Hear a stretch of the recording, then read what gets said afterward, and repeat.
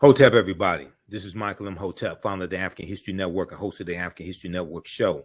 I'm a talk show host, researcher, lecturer, writer, and historian, and national political commentator. It is Tuesday, June 18th, 2024.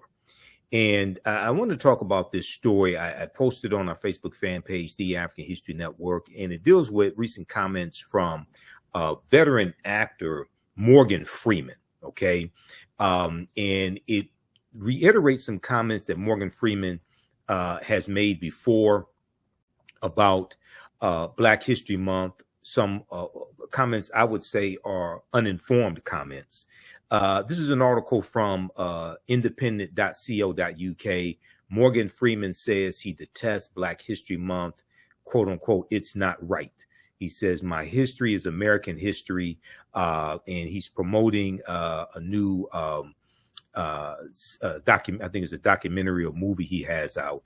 But he did an interview with Variety magazine. And in this interview with Variety, in the new interview with Variety, Morgan Freeman elaborated on those feelings. He said, I detest it. He said of Black History Month, he said, quote, the mere idea of it, you are going to give me the shortest month in a year. Are you going to celebrate my history?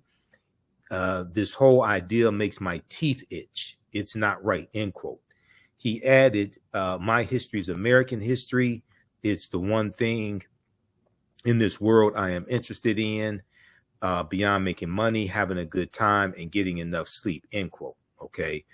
He's currently promoting The Gray House, a Civil War era historical drama he produced along with Kevin Costner. All right. So, yes, he's interested in history, and he did a series on the History Channel as well, dealing with African Americans in history. But he's grossly wrong about Black History Month, African American History Month, which was created in 1926 by Dr. Carter G. Woodson, okay, who co-founded the Association for the Study of African American Life and History, September 9th, 1915. So these comments here are similar to comments Morgan Freeman made in 2006 in an interview with Mike Wallace for 60 Minutes. If we just look at this briefly, and then what I'm going to do is on March 31st, 2024, I interviewed one of my friends and fellow historians, Professor Manu Ampim. Okay. And Professor Manu Ampim, we talked about a number of different topics. And the main topic was dealing with the history of African civilizations.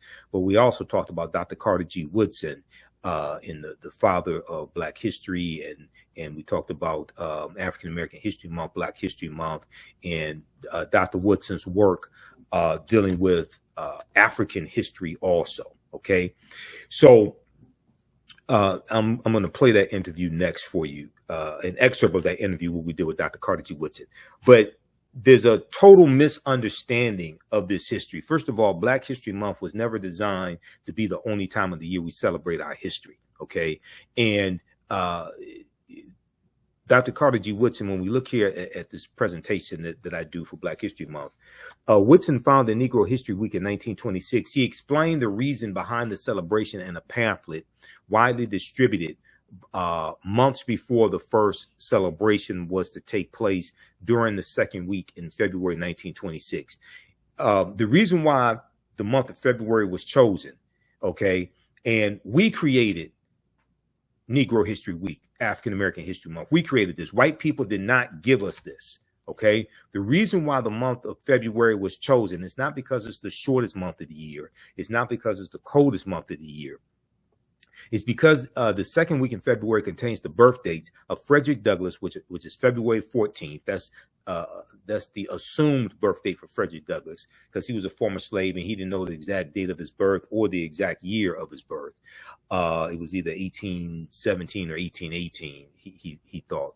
And also February 12th is the birth date of Abraham Lincoln. Okay, so After Frederick Douglass dies in 1895, we're going to have celebrations in the African-American community celebrating Frederick Douglass' birthday.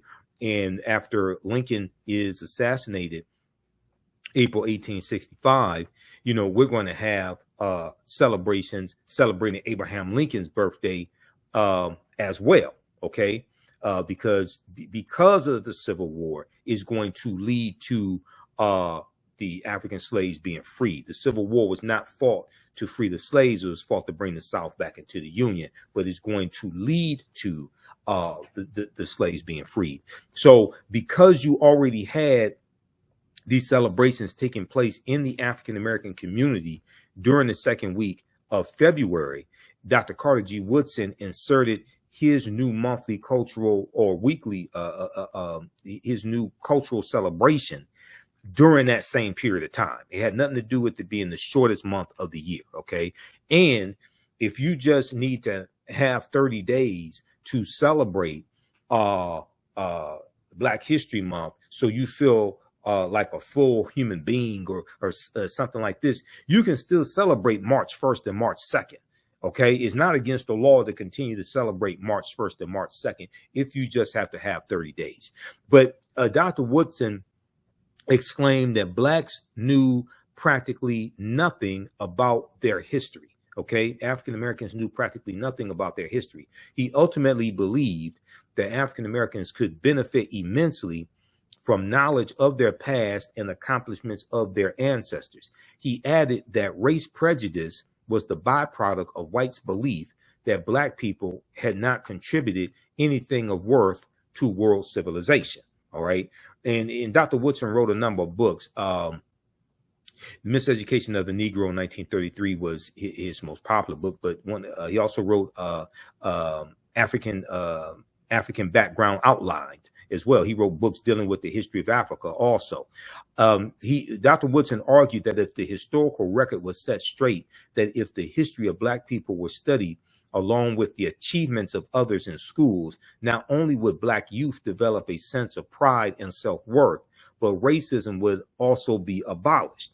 Dr. Woodson, so contrary to popular belief, Black History Month was never designed to be the only time of the year we study our history or celebrate our history, okay? Dr. Woodson said that the history of African Americans had to be taught year-round. Negro History Week was the first major achievement in popularizing Black history and was unique in that it focused on Black youth, okay? It wasn't only for African American youth, but it focused on Black youth. Woodson realized that the miseducation of Black people began in their homes, communities, and elementary schools. Dr. Woodson's vision of Negro History Week was optimistic, strategic, and long-term. Optimistic, strategic, and long-term. He wanted the modest week-long celebration to serve as a stepping stone toward the gradual introduction of Black history into the curricula of all levels of the U.S. educational system. Okay. And he said that teachers needed to diligently prepare for the celebration months in advance as well. And he said Negro History Week should be a demonstration of what has been done in the study of the Negro during the year, and at the same time as a demonstration of greater things to be accomplished. He said this was in his instruction to school teachers. Okay. He said that a subject which receives attention 1 week out of the 36 will not mean much to anyone. Read Dr. Peril Dagbovie's fantastic book on Dr. Carter G. Woodson called Carter G. Woodson in Washington, D.C., the father of Black history. Okay, so there's a lot of just gross, total misunderstanding of African American History Month. And in the segment from the interview I did with historian Professor Manu Ampim, professor at Contra Costa College, Professor Manu Ampim talks about moving to African Heritage Month as well. And he talks about how a lot of African Americans are afraid of embracing African culture, African history. And he also has criticisms for ASALH Today, Association for the Study of African American Life and History, which is the organization that Dr. Carter G. Woodson co-founded September 9th, 1915. Before we go to the excerpt of the interview I did with Professor Manu and Ampim, I want to remind you, visit our website, AfricanHistoryNetwork.com, AfricanHistoryNetwork.com, and register for the online history classes that I teach on the weekend. And we have our Juneteenth, my latest lecture here as well, dealing with the real history Juneteenth. That's in digital download and on DVD format. But Saturdays, I teach ancient Kemet, the Moors, and the Ma'afa, understanding the transatlantic slave trade, what they didn't teach you in school. We deal with thousands of years of history and what leads up to the transatlantic slave trade taking place. So the next classes for that are June 22nd and June 29th, 4 p.m. Eastern Standard Time. Click right here to register for that. We have our class lesson plan here that you could read and actually download. We deal with thousands of years of history and what leads up to the transatlantic slave trade taking place. And Sunday, June 23rd, my new class starts up, 10-week online history course, Black Resistance Movements from the Haitian Revolution, U.S. Civil War, Civil Rights Movement, and Black Power Movement, 1800 to 1968. That class is on sale, $80. Register for that. You can register for both classes in the course bundle. It's on sale right now, $120 for the course bundle.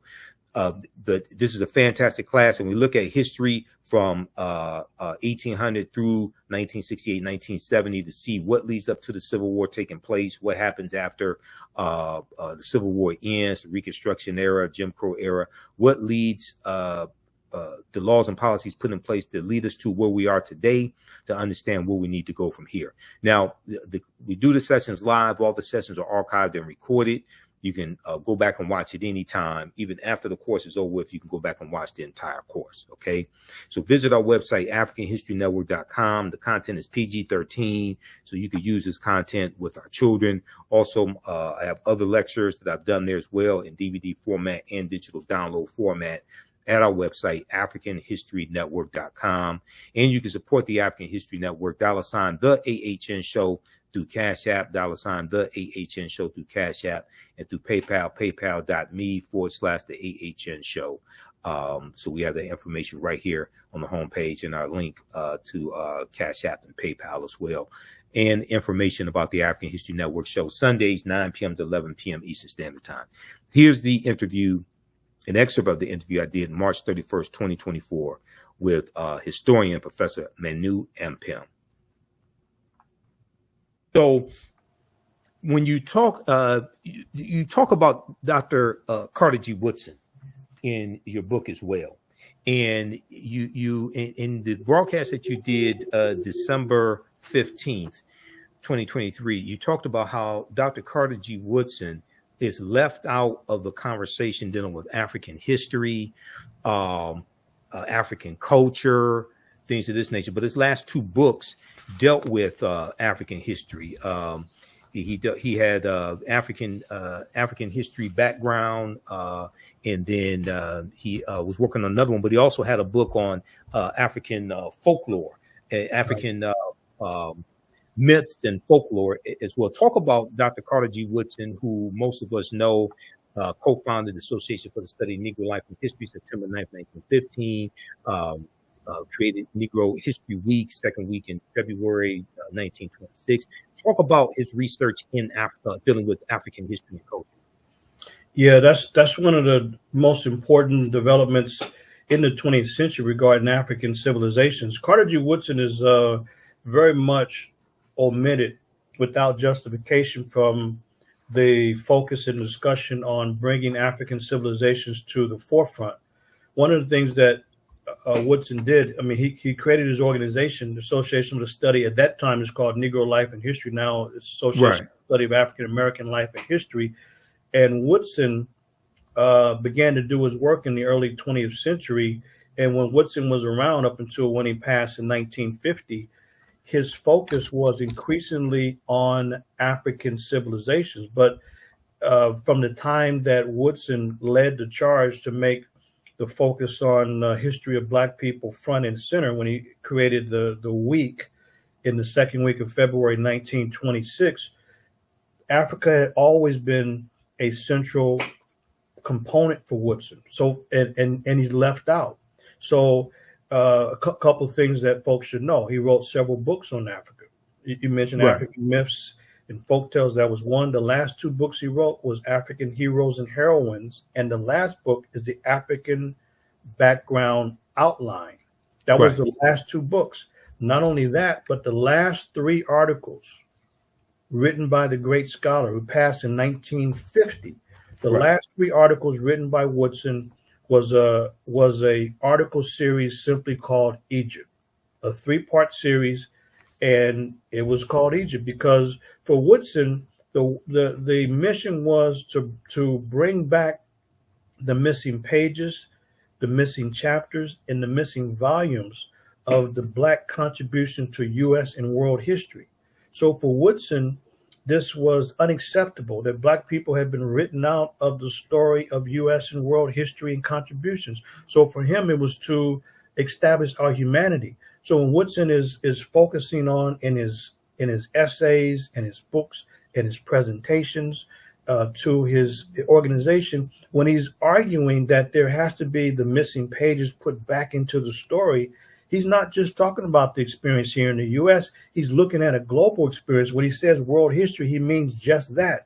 But so when Woodson was around, not only is he writing about African civilizations in his articles, his essays, and his books, but even the theme of the organization. You look at the organizational themes, and you see a number of themes during the lifetime of Woodson dealing specifically with Africa. Since that time, the organization's moved away from Woodson's position on Africa.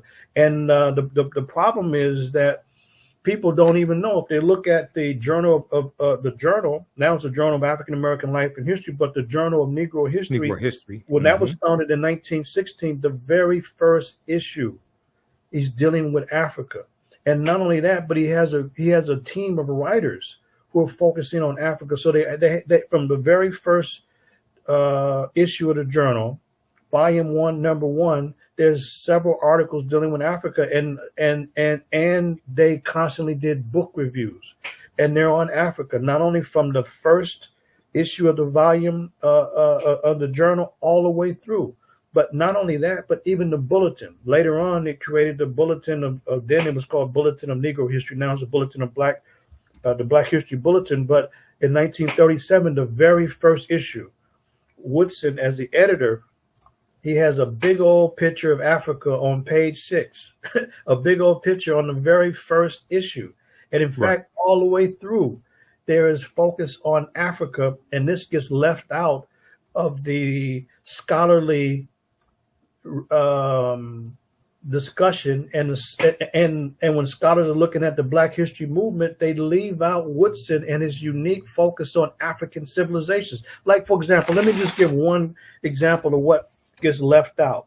So in March of 1939, the so-called Negro History Bulletin, which was designed and focused on for teachers, so that teachers can teach the students, this is what Woodson wrote.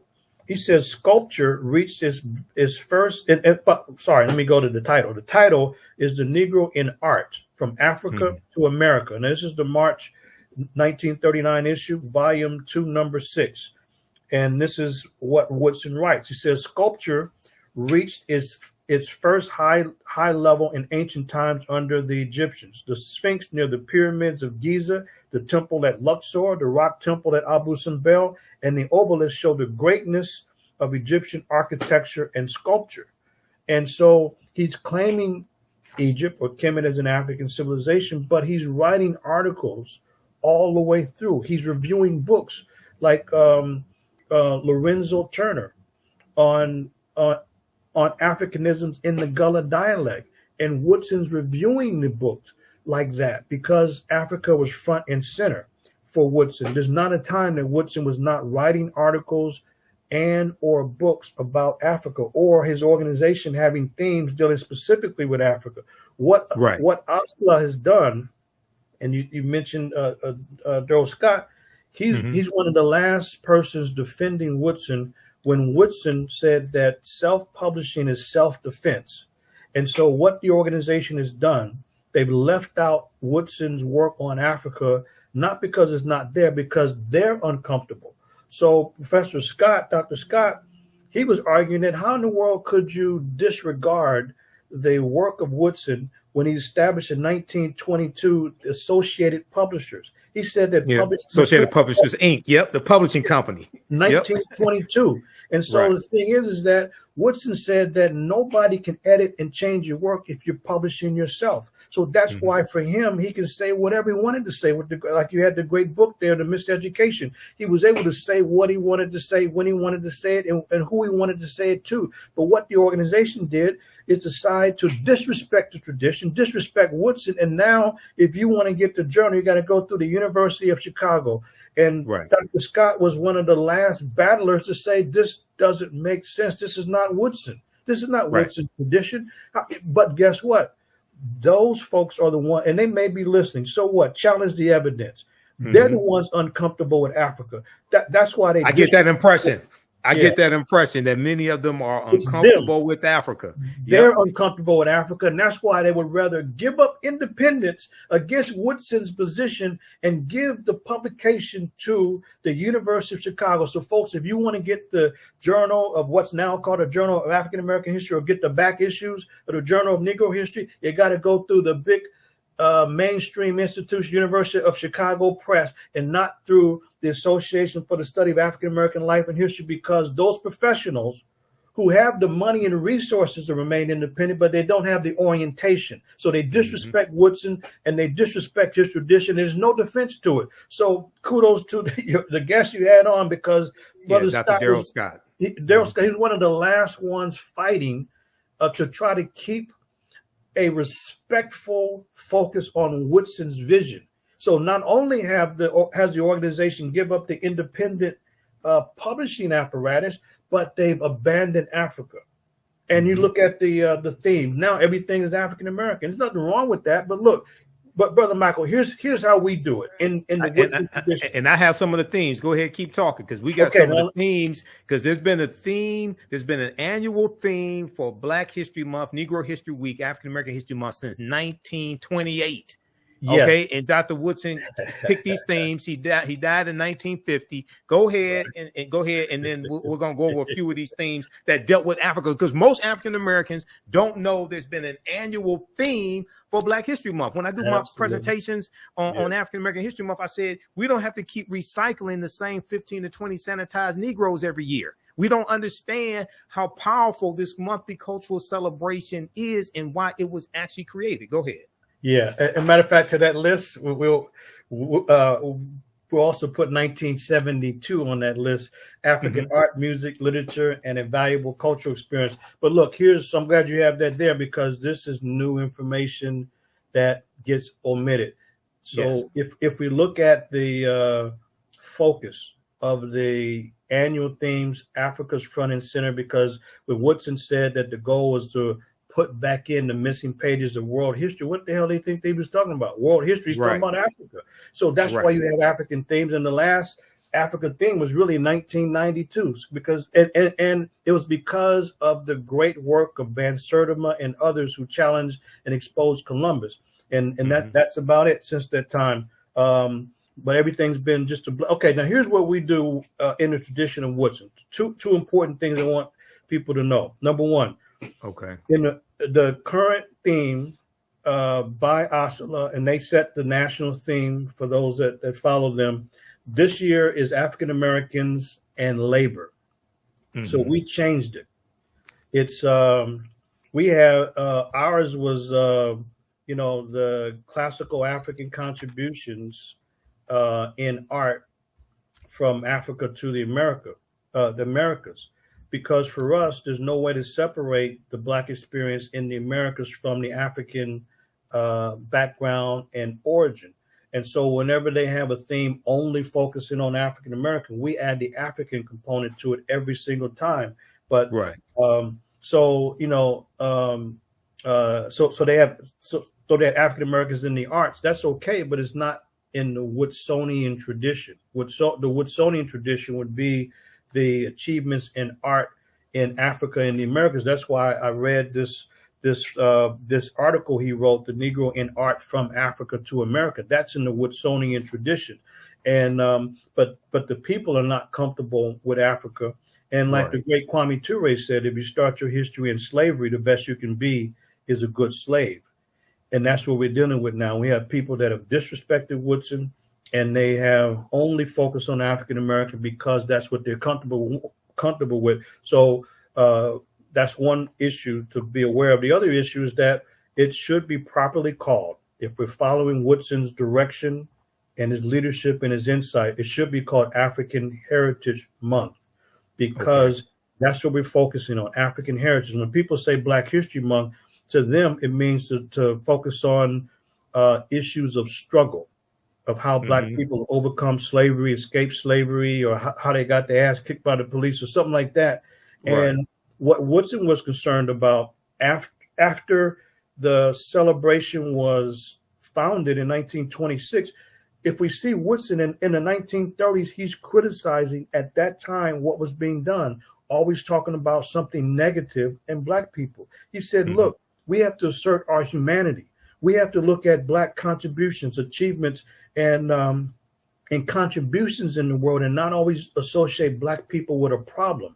This is why Woodson focused on it as a celebration, and he's embracing Africa. They had plays, they had all kind of skits, plays, all kind of things, important information about contributions, because Woodson understood that we had to assert our humanity and use at least some time of the year to focus on our unique achievements, accomplishments, and contributions in the world. And this is why he continues to embrace Africa. So as he's learning more, he's writing more about it. But what's happened is that people are more and more, they're uncomfortable with Africa. They leave out Woodson's focus on Africa. So when they say Black History Month, it means really, as some of us would say, it's a Negro version where you're only dealing with safe folks who are only, you can only talk about them if they're fighting against slavery or during the civil rights or human rights era, which are great struggles, but it's very limited in scope.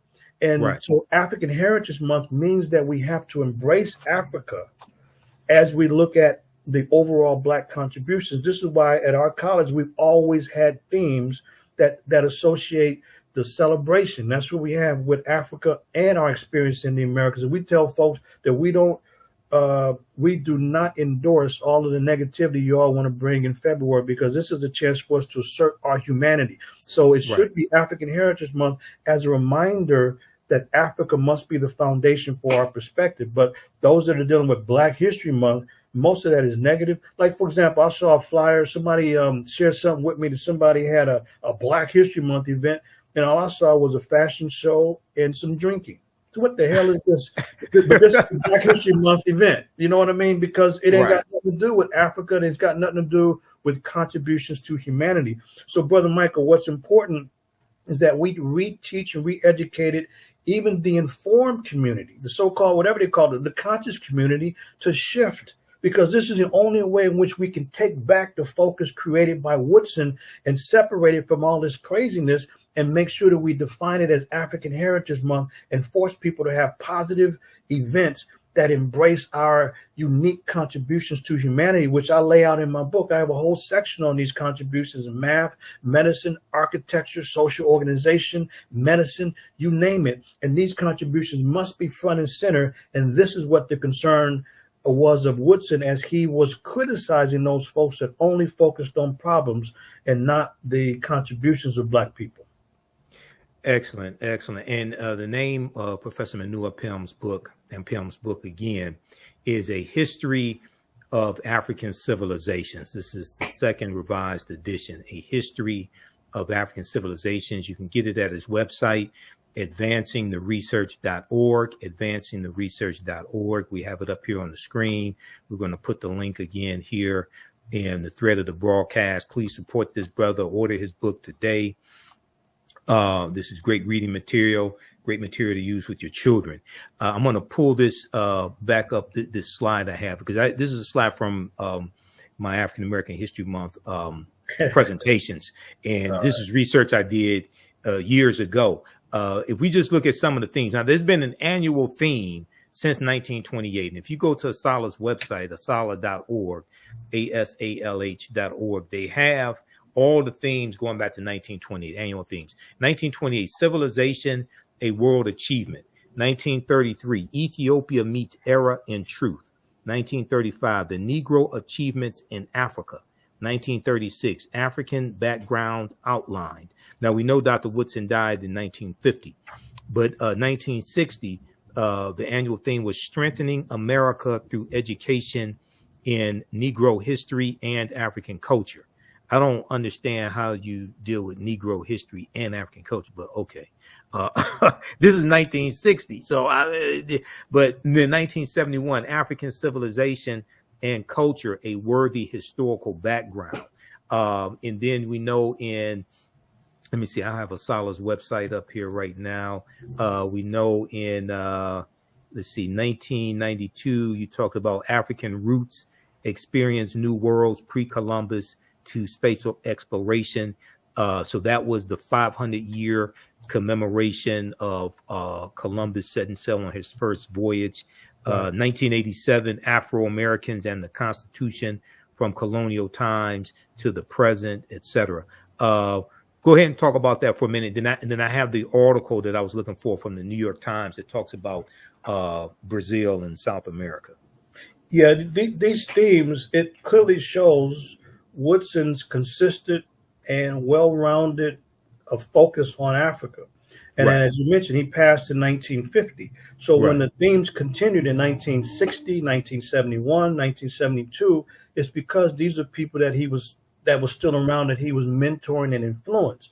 But as time has gone on, they've separated. I'm talking about the organization from Woodson's focus on Africa, and the community and the public has fallen into this, unfortunately, of separating Woodson from Africa and separating his scholarship from Africa, because Woodson more and more was focusing on Egypt, Ethiopia. I mean, I can read so many different articles and statements that he made about Ethiopia as the forerunner of Kemet. He says that Ethiopia, which came first, it was the forerunner. And his book, Ethiopia and Kush, Abyssinia, the grandmother. Yes. He's talking about that, and he's mentioning in his book, the Negro in Our History. This is when in 1922, this is when he starts to focus on this. And the Negro in Our History, this was the definitive textbook for decades until John Hope Franklin wrote his book. But before John Hope Franklin's book, From Slavery to Freedom, Woodson's book, the Negro in Our History, was the standard text. And so every aspect of his work, including the organization, you see it through the themes. You see Woodson's influence on Africa. But Brother Michael, we would never know that today if you read and listen to these scholars today. It ain't that the evidence is hard to find. Like you say, anybody can go to Oslo's website and see the themes and see the other publications. It's not difficult, but of course, now you got to go to the University of Chicago. You can get some of these early volumes and get the articles on. So this is why it was important for me in the second revised edition. This is why it was important for me to expand the second edition and include a chapter on Woodson, to blow up the myths and misinformation that is across the board. I mean, people who've read a lot, they know about the miseducation of the Negro, but there's a lot of other crucial and critical things that are not known about Woodson because we haven't read deeply enough, and scholars have carefully omitted Woodson's work on Africa. And that's why it's very important for me to get this information out. And when I've been doing presentations, people have been very surprised. Like for example, to show you Woodson's work, as he's the editor of the journal, so Journal of Negro History, Volume 1, Number 1, January 1916. Look, they have the first issue. This is what was impressive about Woodson. He wasn't writing alone. He had a team of writers that was making this contribution. So Monroe wrote a piece called The Passing Tradition and the African Civilization. This is the very first issue. And then there's Stafford, who wrote a book, The Mind of the African Africans, as reflected in this Proverbs. Then there is, and then there's a book review, another book review, Negro Culture in West Africa. Mm-hmm. So you got this in the very first volume. Woodson pulls together a pool of writers to help support his writing and scholarship in the area. So it's a body of writers focusing on Africa in the very early period, over 100 years ago. And we would never know that until we pull up those themes, which are public. You don't even have to register and become a member to see that. And then, and you got the journal, and there's the bulletin, plus there's Woodson's work. So this is why I added the chapter to the book, in order to blow up this nonsense about the misrepresentation. You talk about the miseducation of the Negro. This is miseducation all over again by his own organization, miseducating people about their own founder. And I'll challenge anybody, because documentation beats conversation is right there. And, absolutely. And this is a key. And you know what? This is the second time in my research that I found this. The first was when I was shocked to see that the biggest file that Dr. King kept was his file on Africa and the African liberation movements. So here you got two 20th century giants, and people around them have totally misrepresented the record because they're not comfortable. And not because these men didn't focus on Africa, it's because the propagandists have decided to omit this information. That's why it's so crucial, brother, to challenge people and make sure that we begin to call it and conceive of it and execute February as African Heritage Month, to break away from the craziness around Black History Month, where you got nothing but superficial events that have nothing to do with Woodson, and we should not want any part of that. And just to give people an example, if they don't know what I'm talking about, they had an event at UC Berkeley out here a few years ago. It was some black guy. He had apparently success at getting some white nationalists out of the KKK. So that became a Black History Month event to show his success in getting some white supremacists out of the KKK. And they put that on our website at the college. Somebody told me about it. I said, you know what? You got a few minutes to take that nonsense down. So we don't support that. How in the hell does this become a part of our sacred celebration? You know, it's about achievements, accomplishments and contributions in the world, and to assert our humanity and not deal with all of the negativity that we hear and know about and learn about all the time. We cannot always associate Black people with a problem, but that's why I'm focusing on it and really telling the community we got to break away and move forward in February in the Woodsonian tradition and embrace Africa. Exactly. And just so people know, Dr. Woodson chose the second week in February, not because February is the shortest month of the year, but because it contains the birth dates of Abraham Lincoln and Frederick Douglass, the assumed birth date of Douglass. Douglass didn't know his exact birth date, so he took the birth date of February 14th. Most of us know that as Valentine's Day. And then Abraham Lincoln's birthday, February 12th, because going back to when Frederick Douglass dies in 1895. Basically, each birthday after that, we had celebrations in our community for Frederick Douglass. And then also there were celebrations that we had in our community for Abraham Lincoln's birthday as well, after, Lincoln's assassinated in 1865. So because those two, you already had those celebrations taking place in the African-American community, Dr. Woodson inserted this new cultural holiday, this new cultural celebration into that period. Okay, so that's why it's in February. It has nothing to do with February being the coldest month of the year, the shortest month of the year, and it's not something white people gave us either. Right. I hear this myth also: white people gave us the month of February. No, we took it. Okay, we created this. To the class. Visit our website, AfricanHistoryNetwork.com, AfricanHistoryNetwork.com. Scroll down past the first online course that I teach, Ancient Kemet, the Moors, and the Ma'afa, Understand the Transatlantic Slave Trade. You can still register for that class. But this new one right here, Black Resistance Movements, this really ties into the political climate, what we see going on in America right now. The backlash against diversity, equity, and inclusion, the resistance against any type of reparative justice or reparations, the attack on voting rights as well, the January 6, 2021 insurrection, which was political violence. All of this is what we see, the seeds of all this during this period of time from 1800 to 1970. Okay, so this 10-week online course, Black Resistance Movements from the Haitian Revolution, U.S. Civil War, Civil Rights Movement, and Black Power Movement. You can register right here for it. Click right here, register for full course. It's on sale, $80. You can register for both classes. We have a bundle pack for $120. It's about a $300 value. There's going to be some bonus content. You're going to get my Juneteenth lecture free when you register for this new class as well, Black Resistance Movements. Okay, so visit our website, AfricanHistoryNetwork.com. and register for it, and we'll see you in class. Hotep, everybody. This is Michael Imhotep, founder of the African History Network and host of the African History Network show. It is Sunday, June 23rd, 2024, and we are live. I wanted to come on and talk about my new online history course that is starting up today. I'm getting ready to jump off of here and start teaching this class. It's called Black Resistance Movements from the Haitian Revolution, U.S. Civil War, Civil Rights Movement, and Black Power Movement, 1800 to 1968. So this is an exciting 10-week online course that I'm teaching.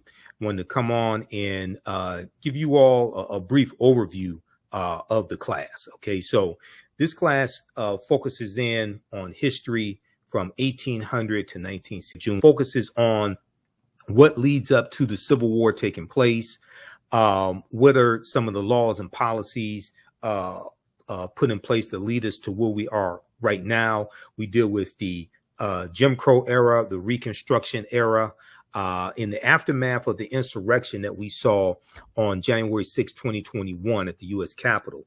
Many leading historians drew parallels between the violence that we saw January 6, 2021 and the Reconstruction era, which is from 1865 to 1877. Okay, the Reconstruction era, right after slavery ended. The period of political revolution directly following the American Civil War, this was the Reconstruction era, and is going to be partly because of political violence that brings about an end to the Reconstruction era. And we also know that we have the Compromise of 1877 as well, where Rutherford B. Hayes is declared president, the Republican, and he agrees to the Democrats' demands to remove the Union troops out of the South. Okay, now this 10-week online history course will analyze U.S. history primarily from the African-American perspective, beginning in the period 1800 to 1865. But one of the things that we're going to highlight in this class is Black resistance and how we fought back to white supremacy and racism. Okay, this course looks at different ways African Americans fought back against racism between 1800 to 1968. Your understanding of politics is directly related to your understanding of history. Your understanding of politics is directly related to your understanding of history. We'll analyze U.S. history primarily from the African-American perspective, beginning with the Haitian Revolution, which is 1791 to 1804, and the Louisiana Purchase of 1803, because the Louisiana Purchase of 1803 and the Haitian Revolution, those two events are related. And we know that the Louisiana Purchase is going to double the size of the U.S. at the time. And the U.S. is going to get 828,000 square miles of land from France. And one of the reasons why France sold this land is because France and Napoleon and were getting their behinds kicked by the Haitians in their colony of Saint Dominique that those Africans are going to call Haiti. Okay, and then we call it Haiti. And Haiti is the Arawak word for that island nation of Haiti. Okay, this is where that comes from, Haiti. And we talked about this in my class, the class that I taught yesterday, Ancient Kemet, the Moors, and the Ma'afa, Understanding the Transatlantic Slave Trade, where they didn't teach you in school. That Haiti is an indigenous Arawak word, which means mountainous land, so we're going to deal with this history, and then you could trace that history of the island of Hispaniola, or what Christopher Columbus called La Isla Española, the Spanish island, and the word is anglicized to Hispaniola. And the island of Hispaniola is where you have the Dominican Republic and the Spanish colony of Santo Domingo, which the French take over that Spanish colony of Santo Domingo in 1697 and call it Saint Dominique, and that's where Haiti is today. Okay, so when we look at this history, even though we're looking at history from 1800 to 1968, we can trace this history back to the Moors going into the Iberian Peninsula, today known as Spain and Portugal, in 711 AD, and what happens after that. Because we know it's August 3rd, 1492, that Columbus set sail on the Nina, the Pinta, and the Santa Maria, and he's financed by Spain and King Ferdinand and Queen Isabella. We know on August 2nd, 1492, Spain expels the Sephardim, the Sephardic Jews, and we know on January 2nd, 1492, during the Spanish-Grenadian Wars, the Moors lose control of their last stronghold in Spain, which was Grenada. Okay, so we see a chronology of all of this history. And then we see the Louisiana Purchase, which doubles the territory of the United States. The U.S. is going to carve out about 15 states out of that land they get from France. And France did not legally own that land. This is stolen land they got from Native Americans as well as African people who were already here as well. And we know from reading Dr. David Imhotep's book, The First Americans Were Africans, Documented Evidence, we know African people were here in this land we call the United States of America, going back at least 51,700 years ago. Okay, so, this is already a given. Okay, so what we're going to see here in this class is a chronology of this history and what leads to the U.S. Civil War taking place. We'll look at things like the Missouri Compromise of 1820, okay, the Kansas-Nebraska Act of 1854. And after we look at the Mexican-American War, 1846 to 1848. And after the Civil War ends with the, General Robert E. Lee surrenders to General Ulysses S. Grant at Appomattox Courthouse in Virginia, April 9th, 1865. And then you have June 19th, 1865, Juneteenth. But as we will look at in this class, we know that the Emancipation Proclamation did not free the slaves. Okay, the Emancipation Proclamation did not free the slaves. We know that the border states of Maryland, Missouri, Kentucky, and Delaware, they were all exempt from General Order Number 3. Okay, delivered by Major General Gordon Granger. And, we just commemorated Juneteenth, and we should celebrate Juneteenth. But as you saw in the videos from my presentations for Juneteenth 2024, I said that we have to protect the history of Juneteenth and correct the history of Juneteenth. And June 19th, 1865, when those enslaved Africans in Galveston, Texas, got the word that they were freed, that was not the last day of slavery, because Kentucky and Delaware did not abolish slavery until December 18th, 1865. And that is when the 13th Amendment was adopted. We know that when Georgia ratifies the 13th Amendment, December 6, 1865, Georgia becomes the 27th state to ratify the 13th Amendment, and it becomes law, and it's adopted December 18th. So Kentucky and Delaware did not abolish slavery until 6 months after Juneteenth. So how could Juneteenth be the last day of slavery? Okay, so a lot of these reports that you hear in the media are basically false about Juneteenth. Okay, so we go through and we look at some of these original documents. We look at the U.S. Constitution, Emancipation Proclamation, things of this nature. And the Reconstruction era is a very, very important period of history that's not talked about a lot in schools. Okay, and Americans, number one, are very ignorant of history, but Americans know very little about the Reconstruction era as well. You can register for this class because I'm getting ready to jump off here and jump into the class right now at an online school and start teaching the intro to the class. Visit our website, AfricanHistoryNetwork.com, AfricanHistoryNetwork.com. Scroll down past the first online course that I teach, Ancient Kemet, the Moors, and the Ma'afa, Understand the Transatlantic Slave Trade. You can still register for that class.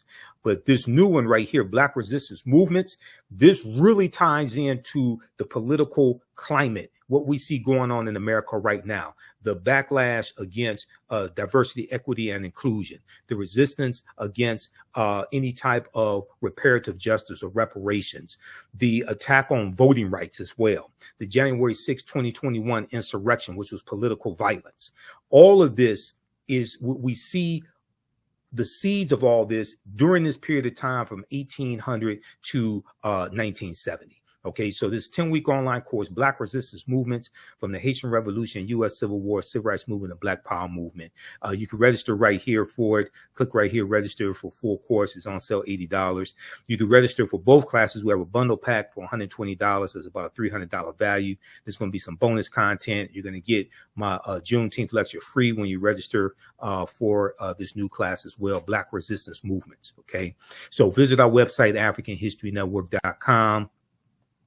and register for it, and we'll see you in class. I want to go back to this PowerPoint presentation. These are some of the actual slides from the class. There are 80 to 100 articles that we look at in this course, and there are numerous slides that I put together for this class as well. There's 2 binders full of articles that I teach, because it's really close to about 100 articles that we look at here. So we go through, we look at the 13th Amendment. Now, contrary to popular belief, people think the 13th Amendment has an exception clause because it says, except as punishment for a crime whereof the party shall have been duly convicted, shall exist within the United States or any place subject to their jurisdiction. So people are under this misconception, oh, well, this is why you have mass incarceration, because of the 13th Amendment. No, that's false, okay? What is the 13th Amendment? What law is the 13th Amendment based upon? The 13th Amendment is based upon what's known as the Northwest Ordinance of 1787. The Northwest Ordinance of 1787 dealt with the Northwest Territory.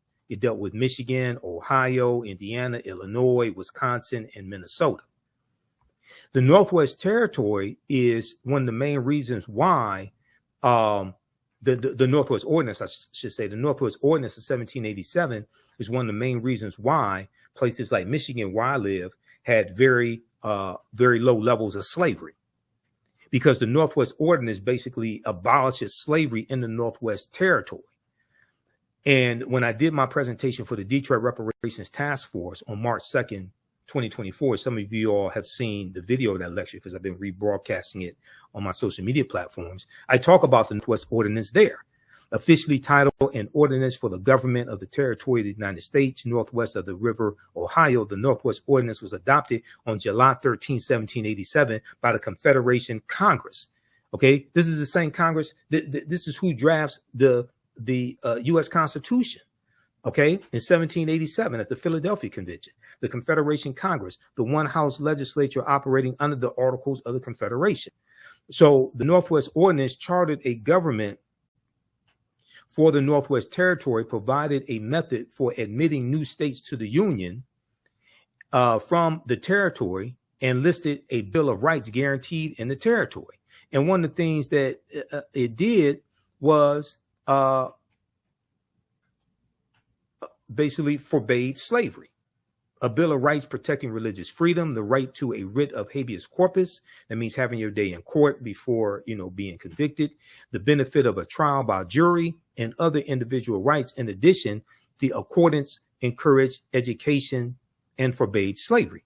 So this is why, like in 1832, Michigan had in 1830, the U.S. Census showed Michigan only had 32 slaves. In 1773, we know Detroit had 73 slaves. Okay, but after that, in 1787, you're going to see a drastic decline in the number of slaves that the Michigan Territory has, and then Michigan becomes a state in the Union in 1837, and it gets admitted to the Union as a free state. So this is why I said that the people that, even though slavery did exist in Michigan, there was very low levels of it. And also many of the numbers that you see talking about the number of slaves in Michigan, that also included Native American slaves. And at one point, Native American slaves outnumbered African slaves 3-1. So this is why when we talk about reparative justice, we have to specifically understand the history of the city or state that we're talking about. We can't just run around talking about slavery, slavery, slavery. You owe us $17 trillion. That's not going to work. Yeah, I mean, go watch my presentation. I got deep into this. Okay, so then we go through and take you throughout history. We look at the Reconstruction era, right? The Reconstruction era is not talked about a lot in schools. And there was a excellent article from time.com, Time magazine, that I use in the class. And it deals with how schools are not teaching about the Reconstruction era. And the Reconstruction era is extremely important to understand because it helps us better to contextualize what is taking place right now. What is taking place right now? The attack on critical race theory, okay? The banning of books that are taking place, especially books dealing with the history of slavery and the civil rights movement, things of this nature. And then you have the initiative to reshape the federal bench, the federal courts, and the U.S. Supreme Court into an ultra-conservative court as well. So we see all this continuation, all these political fights, things like this coming from the Reconstruction era and going into the Jim Crow era. A new report finds that 45 states are failing to teach students about the period that shaped race relations after the Civil War. Now, this is an excellent article from January 12, 2022 by Olivia B. Waxman for Time magazine. And this was basically a year and 6 days after the January 6, 2021 insurrection. In this article, it says in the aftermath of the insurrection a year ago at the U.S. Capitol, many leading historians drew parallels between the violence that we saw January 6, 2021, and the Reconstruction era, the period of political revolution directly following the American U.S. Civil War. So Civil War is 1861 to 1865. Quote, now, Eric Foner is one of the top historians when it comes to the Reconstruction era, okay? Historian Eric Foner said, quote, the events we saw reminded me very much of the Reconstruction era. Okay, the events we saw reminded me very much of the Reconstruction era and the overthrow of Reconstruction, which was often accompanied or accomplished, I should say, by violent assaults on elected officials. So whether we have like the Clinton, Mississippi riot of 1875, where President Ulysses S. Grant refused to intervene. He implemented his non-intervention policy, but he intervened in 1871 using the Ku Klux Klan Act of 1871, and he cracked down on Ku Klux Klan activity in South Carolina. He declared martial law in 9 counties in South Carolina, and this is after Congress passed the third of the enforcement acts, and this one is section 241 of U.S. Code, is known as the Ku Klux Klan Act of 1871. Okay, now Eric Foner is the author of the book Reconstruction, America's Unfinished Revolution, 1863 to 1877. He said this in an interview with the New Yorker magazine published a week after the January 6, 2021 insurrection. Now, scholars say studying the aftermath of the U.S. Civil War can help put into context many of the most seminal events in the U.S. in recent years, from the brutal murder of George Floyd, May 25th, 2020, okay, in Minneapolis, Minnesota, by Derek Chauvin, to the voter suppression laws enacted after African-American voters played a big role in helping Joe Biden and Kamala Harris be elected president and vice president in 2020. But despite the timeliness of the era in today's climate, many students in American schools will not get a full education on Reconstruction until they get to college. But majority of them are not going to go to college. The Reconstruction era, understanding this is why I when I talk about Juneteenth, I say we can't deal with just one day in history. Juneteenth leads you to the Reconstruction era, 1865 to 1877. It leads you to the Civil Rights Act of 1866, which allows African Americans to enter into legal contracts and negotiate wages. And it's the Civil Rights Act of 1866 that's being used against us now in these anti-diversity, equity, and inclusion lawsuits that white conservative Ed Bloom is filing. He filed it against the Fearless Fund, the African American women who give out grants to businesses of women of color. And Ed Bloom is saying that they're discriminating against white business owners.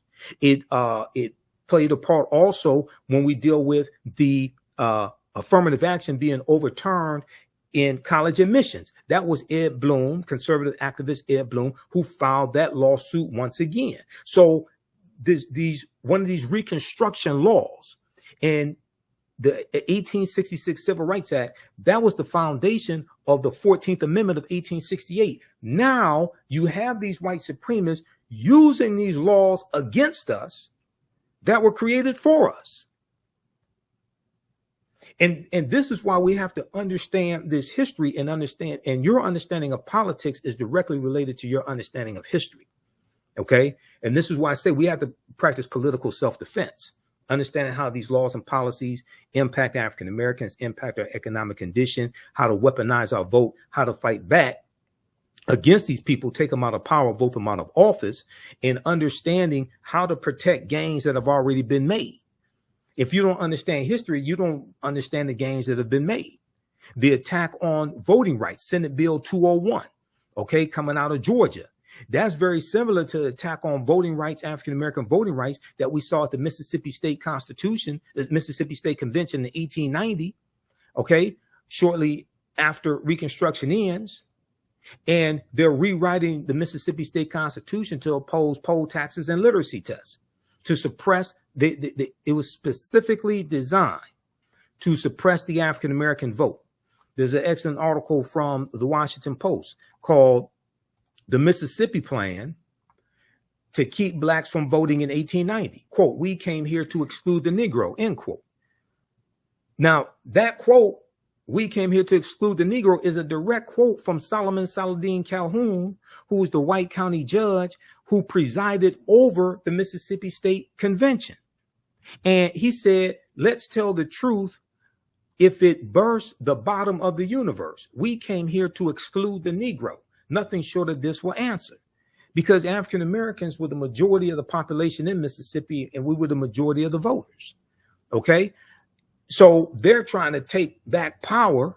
They imposed, the delegates eventually adopted a literacy test and a poll tax geared to suppress the black vote in a state with a black majority. The Mississippi Plan became the model throughout the South, part of a raft of racially oppressive Jim Crow laws that ended Reconstruction.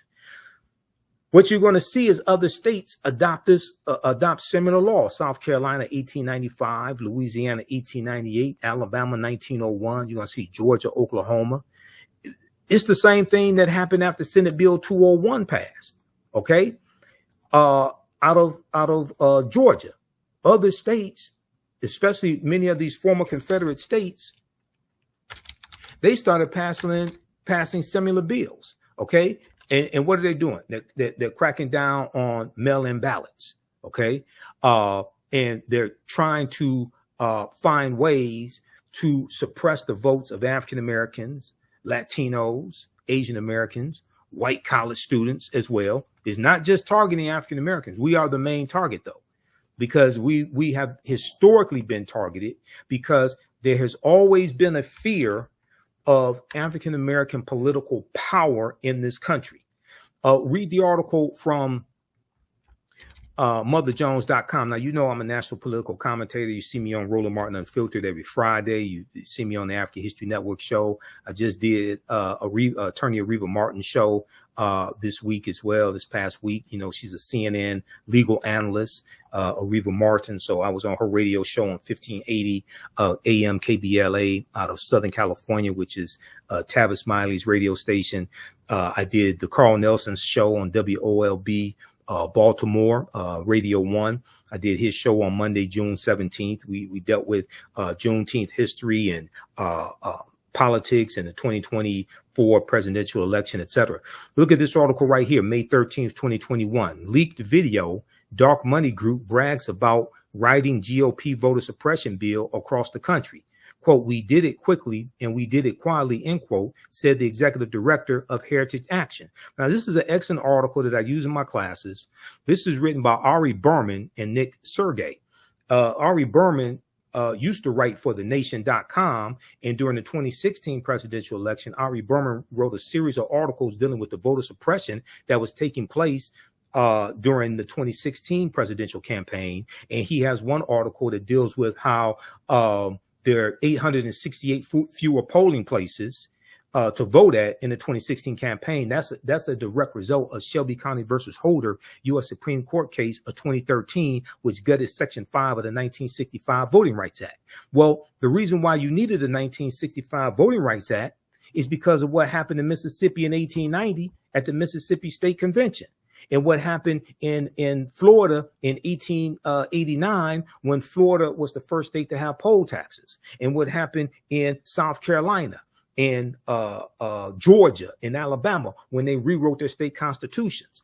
This is why you needed the 1965 Voting Rights Act. And you've had white supremacists who've been trying to weaken the 1965 Voting Rights Act or revoke it altogether, basically since it was implemented. So quickly here, when we look at this piece from Mother Jones, okay, how many of you all know this? Senate Bill 201 was crafted by Heritage Action for America. Here's what happened. In a private meeting last month with big money donors, the head of a top conservative group boasted, I want everybody to see this. We're going to zoom in on this. The head of a top conservative group boasted that her outfit had crafted the new voter suppression law in Georgia and was doing the same with similar bills for Republican state legislators across the country. They did it with Senate Bill 201 in Georgia, and they did it with other similar bills in Republican state legislators across the country. Quote, in some cases, we actually draft them for them, end quote, she said, or we have a sentinel on our behalf, give them the model legislation so it has that grassroots from the bottom up type of vibe, end quote. The Georgia law had, quote, 8 key provisions that Heritage recommended. Jessica Anderson, the executive director of Heritage Action for America, a sister organization to the Heritage Foundation, told the foundation's donors at an April 22nd gathering in Tucson, Arizona, in a recording obtained by the watchdog group documented and shared with Mother Jones. Those included policies severely restricting mail ballot drop boxes, preventing election officials from sending absentee ballot request forms to voters, making it easier for partisan workers to monitor the polls, preventing the collection of mail ballots, and restricting the ability of counties to accept donations from nonprofit groups seeking to aid in election administration. Okay, now this law was signed into law by Georgia Governor Brian Kemp, and when he signed it, he was in a room with all white men. And he's sitting down at the desk, and above him is a painting of a slave plantation. Go research this when they did this. Okay. But check this out. It gets deeper. Do you know who the Heritage Foundation is? The Heritage Foundation is an ultra right-wing conservative think tank. And they're the ones who engineered Project 2025. The Heritage Foundation. Have you heard about Project 2025? All of this stuff, all the history and politics is connected. This is what we deal with in this class. This is why I had to create this class, because the first course that I teach, Ancient Kemet, the Moors, and the Ma'afa, Understanding the Transatlantic Slave Trade. So we deal with history going back thousands of years and deal with what leads up to the transatlantic slave trade. And we deal with the transatlantic slave trade, like globally, and then deal with it here in the U.S. And, we leave off like in the early 1800s. But I realized that crucial period of time from 1800 to 1970 or so, we really have to focus in to understand what happened during that period of time, because that puts us on the direct trajectory to where we are today, especially the collapse of Reconstruction and then going into the Jim Crow era. We look at the Lily White movement in 1928, which was the effort of Republicans to push African Americans out of the Republican Party, going back to 1928, when Republicans appealed to Southern segregationist Democrats in 5 former Confederate states to get them to vote for Herbert Hoover, who was the 1928 Republican candidate for president, and Herbert Hoover won. We know Herbert Hoover mishandled the Great Depression and loses to Franklin Roosevelt in the 1932 presidential election.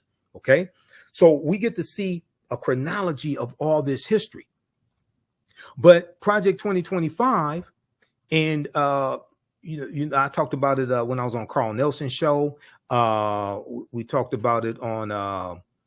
We've been talking about it on Roland Martin Unfiltered as well. But if you take a look at this, this is a 900 plus plan dealing with ultra right wing policies that conservatives want to get put in place. And you have about 100. You have about 100 of these right wing organizations that are signed on to Project 2025. I'm pulling up here an article. Okay, now there's numerous articles on this. Here's one from USA Today. If you haven't heard about Project 2025, you got to go research this. What is Project 2025? The Presidential Transition Project Explained. Now, this is from June 10th, 2024 from USA Today. This deals with giving more power to the president. This deals with getting rid of the Department of Education. This deals with the nationwide ban on abortion. This deals with weaponizing the Department of Justice as well.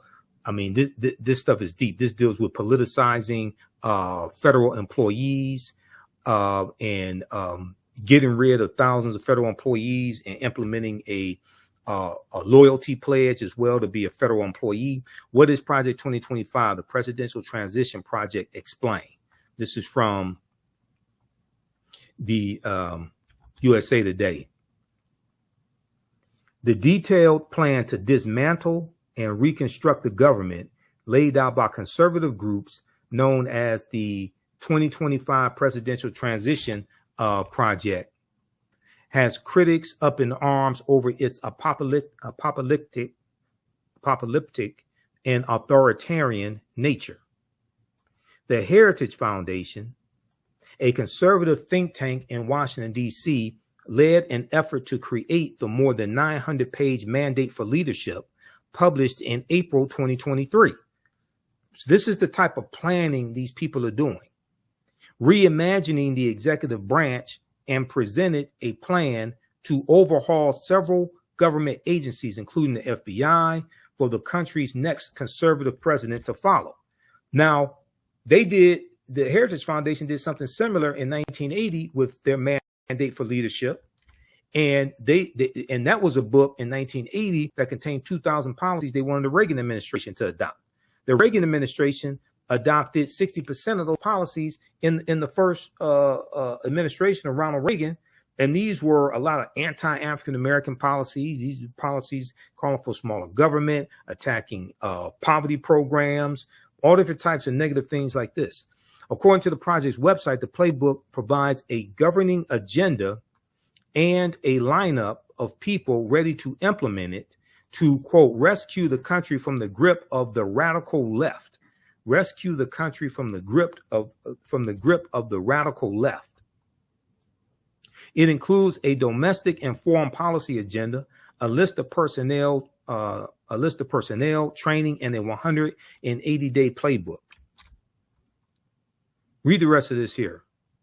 dealing with Project 2025. Okay. There are numerous articles on this, and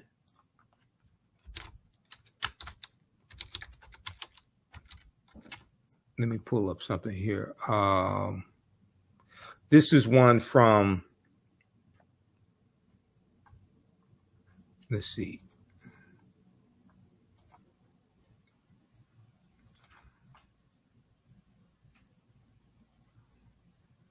This is one from hold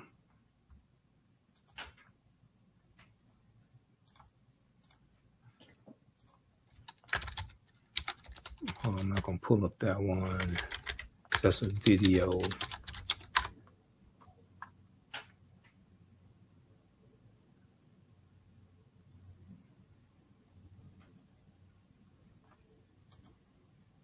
This is one from Newsweek.com.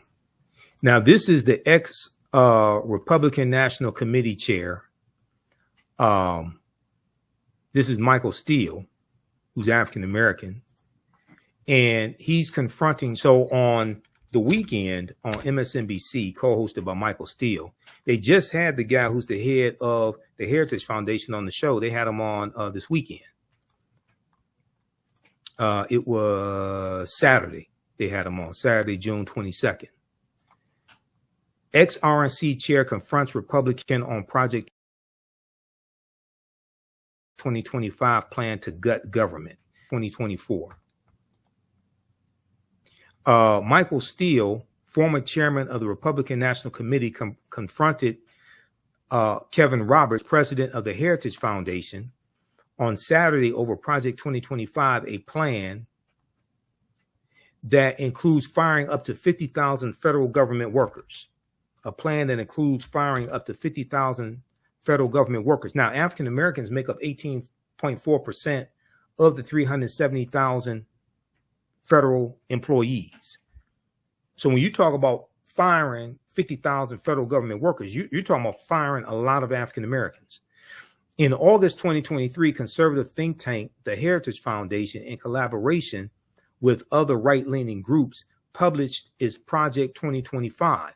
According to its official website, the project aims to pave the way for an effective conservative administration by using a policy agenda, personnel, training, and a 180-day playbook should the GOP win the 2024 election, should Donald Trump win. This is what they're saying.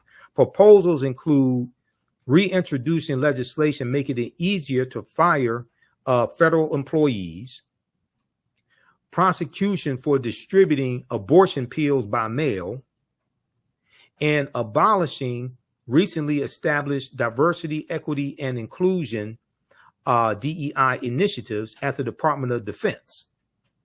However, one of the most significant proposals is a plan to reintroduce Schedule F, a Trump-era executive order rescinded by President Joe Biden. Okay, research Schedule F, the Schedule F employees, rescinded by President Joe Biden, that would see tens of thousands of federal workers reclassified, making them easier to fire. Once again, African Americans are 18.4% of federal employees. While the Trump campaign has previously said outside groups do not speak for the former president, Project 2025's 1,000-page proposal was drafted with input from a long list of former Trump administration officials who are poised to fill top ranks of a potential new administration, according to the Associated Press. Newsweek has reached out to Trump's campaign via email for comment. Now, during Saturday's MSNBC's The Weekend, former RNC chair Michael Steele, who is African American and the co-host of the program, he discussed the specific proposal of replacing federal workers, asking Kevin Roberts, a Republican and the head of the Heritage Foundation, about who will be replacing them, Quote, talk to us about what that looks like if Heritage is calling for removing 50,000 federal employees. Who are you replacing them with, and where do they come from? I suspect a lot of those people you are talking about have been in the federal service for a long time and served not just Republican administrations, but also Democratic administrations, Michael Steele said. Kevin Roberts mentioned political contributions as he claimed federal workers contribute to the Democratic Party. See, what they want to do is they want to go through and weed out federal employees, and they only want federal employees who will be loyal to Donald Trump. And that's not how federal employees work. Federal employees are not loyal to a president. They are employees that serve the country. They stay there for 20, 30, 40 years. They serve many presidents. They're not there to serve a president. What I mean is they serve under many presidents. They're not there to serve a president. They're there to serve the country, but they work under many presidential administrations. They're not there to be loyal to one person. That's not how this works. Quote, they have, and 95% of them who give political contributions give them to the Democratic Party. Kevin Roberts said, the head of the Heritage Foundation, they can donate to whoever they want to. You can be a federal employee and make political donations. You have a right to do that. However, Michael Steele interjected and asked, quote, so you're going to fire someone because they wrote a check to a Democratic candidate? Kevin Roberts continued by doubling down on the efforts to replace civil servants, calling them unelected bureaucrats. Quote, now we're going to fire someone. He said, no, quote, no, we're going to fire someone, and the number needs to be more than 50,000. More than 50,000 people, considering there are more than 2 million federal employees because of over the last century, the radical left has seen the administration state as the fourth branch of government. They're unelected bureaucrats, but ultimately we have to devolve power from the imperial city of Washington back to the people. You listen to this guy. This guy sounds crazy as hell. Go to MSNBC.com. Go to the weekend, watch the interview that they did, that the TV, not the pop artist, The Weeknd, not him, the political show on MSNBC, The Weeknd. Okay, with Michael Steele and Simone and Menendez. Okay, go watch that. They interviewed Kevin Roberts Saturday, June 22nd, 2024.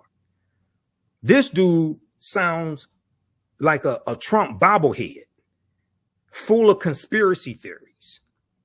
And he's the head of the Heritage Foundation. This is the organization that created Project 2025. Not only that, the 226 federal judges that Donald Trump got confirmed, and the 3 Supreme Court judges, those judges came from lists submitted to him from the Heritage Foundation and the Federalist Society. Go research that.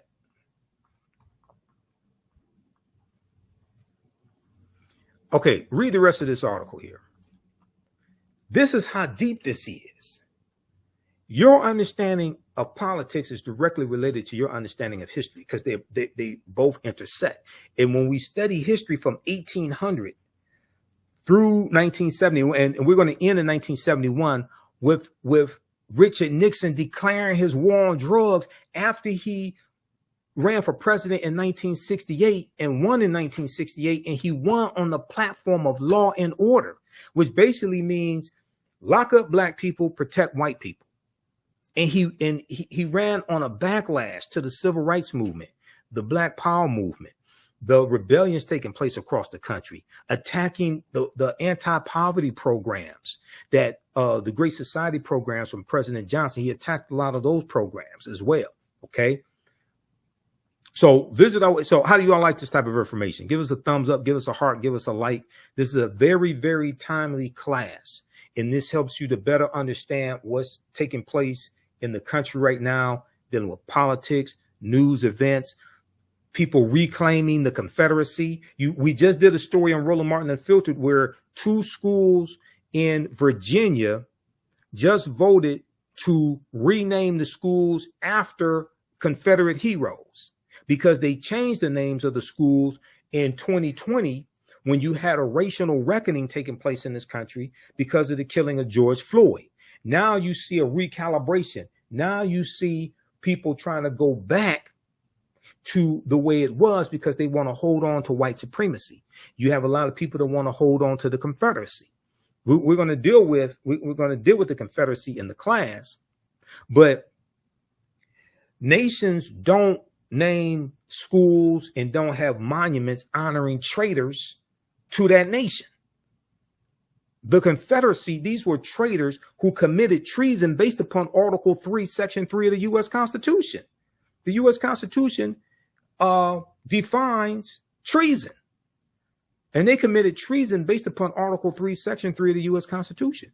Now, a minute ago, I talked about the Ku Klux Klan Act of 1871. Okay, it was actually passed in 1871, right? How many people know that Traitor-in-Chief Donald Trump is being criminally prosecuted right now by special counsel Jack Smith using Section 241 of the U.S. Criminal Code? And Section 241 is the Ku Klux Klan Act of 1871. It's actually 1871, not 1870. How many people know this? Read this article here, okay? And once again, this is an example of how we see history and politics coming together, and how historical events shape policy and laws, and then laws shape historical events. This all happened during the Reconstruction era, 1865 to 1877. Read this article from the Washington Post. Trump is charged under civil rights law used to prosecute KKK violence. Trump is charged under civil rights law used to prosecute KKK violence. The provision was originally adopted in 1870 and was intended to protect the newly codified rights of Black citizens after the Civil War. Well, it was the U.S. Department of Justice that was actually prosecuting these Klansmen. And the U.S. Department of Justice was created in 1870 largely to enforce the new rights of African Americans. That's during Reconstruction. Now, how many people learned all this in school? Okay, how many of your children are learning this in school?